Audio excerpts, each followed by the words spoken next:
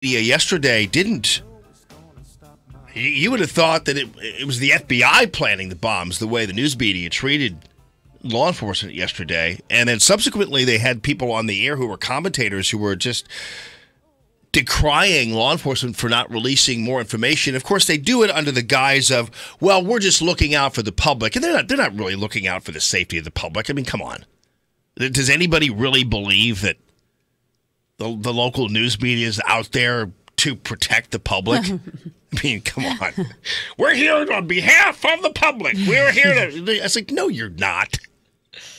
You just want to sensationalize something and get information out. You don't care really about the safety of the public. But anyway, like cut number 25 here. Yesterday, it was hard to listen to this news conference because it was a series of just continual badgering of law enforcement. As if,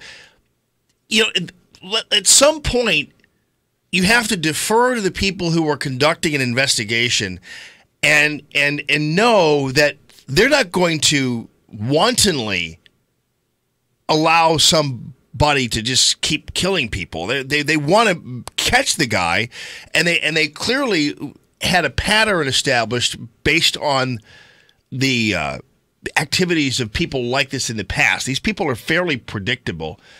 They start simply, and then they become addicted to what they're doing, and they become addicted to the attention, and that's why when the police initially said, please contact us, bomber, they were trying to give the guy what he wanted because that would embolden him and start to flush him out a little more because he was starting to really dig the attention.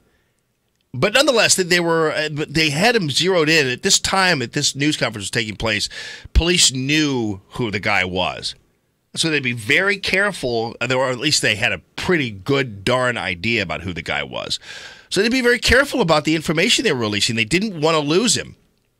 And so the news media kept they were yelling at the people having the news conference. You have 500 federal agents here in Central and South Texas, and this has still happened. How can you calm people's fears? You have more than 500 federal agents. The ATF is telling our investigative unit this is the ATF's top priority, but another explosion has happened. What can you do? These cops had the patience of Job. Mm-hmm. Can you imagine being badgered by some twit behind a camera like that? And working all night. They probably were working all day and all night to try to figure this out and come up with something to say to the public. And then all these people aggressively attacked them like it was their fault. What are you doing to calm? I think he mixed quell and calm. But he was, to calm fears of people. It's like, and just lecturing the news media. My favorite one, though, was when some reporter had deep concerns about whether or not this was going to delay delivery of FedEx packages. How long will deliveries be disrupted for in terms of as your investigation continues? Will it be for a day? Will it be? I'm sorry. How long are packages going to take now? What's going to be? It's like, you've got to be kidding me. But no, it was going on and on and on. It was very frustrating. If you didn't despise the media before this, just listen to that entire... We have the whole tape up there. We got to put it up there for you to listen to. I can't believe that was a question. Yeah. So what's going to happen with my FedEx package now? It's I paid for express shipping. Yeah, because that's what people at home are really concerned about. I wonder what's going to happen to my FedEx package now that they are... It's like... Yes. It's the same way most normal people aren't concerned about the fate of Andrew McCabe's pension. Mm-hmm.